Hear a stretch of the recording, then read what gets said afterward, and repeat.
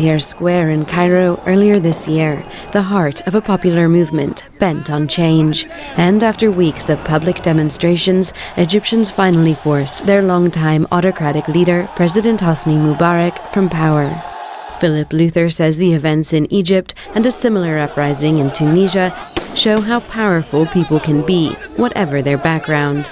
The people who've been taking to the streets have been a wide variety of people from across different divides. They've included some of the most marginalized in society. They've included women, and they've included people of very different and varied political persuasions. The events in Egypt and Tunisia have spawned global uprisings, but not with the same outcome. In Libya, Muammar Gaddafi still rules despite open rebellion in parts of the country and NATO airstrikes against his forces. In China, authorities crack down hard against any unrest inspired by the uprisings in the Middle East. Tawanda Hondora of Amnesty International says it's the same story in a number of sub-Saharan African countries. We see, for example, the situation in Uganda, where the opposition is having or trying to demonstrate and orchestrate uprisings that are similar to what's happening in North Africa. We also see similar situations happening in countries such as Swaziland, where there have been demonstrations, as well as Zimbabwe, where there were demonstrations, but those were brutally suppressed, as they were in Uganda. In Ivory Coast, violence erupted after that country's disputed presidential election in November, and Honduras says there's some evidence that both sides committed atrocities.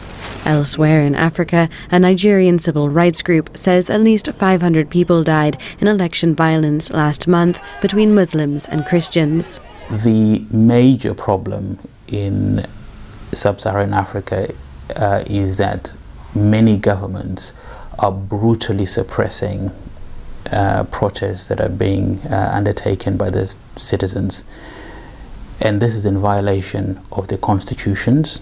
It's also in violation of the African Charter on Human and People's Rights, where people have a right to demonstrate, where they have a right to express their views. Amnesty cites the release of Aung San Suu Kyi as a human rights success.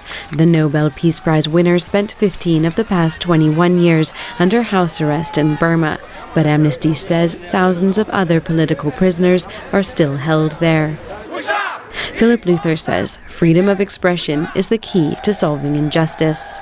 There's been no clearer signal of the importance of freedom of expression than in the Middle East and North Africa, where people have been rising up at the end of 2010 and then very much into 2011 to demand the right to freedom of expression, which is such a cornerstone right, and which, allows people to access all other rights because it allows them to demand them. When free speech is respected, says Luther, people can bring about social and economic change as well as political revolution. Selah Hennessy for VOA News, London.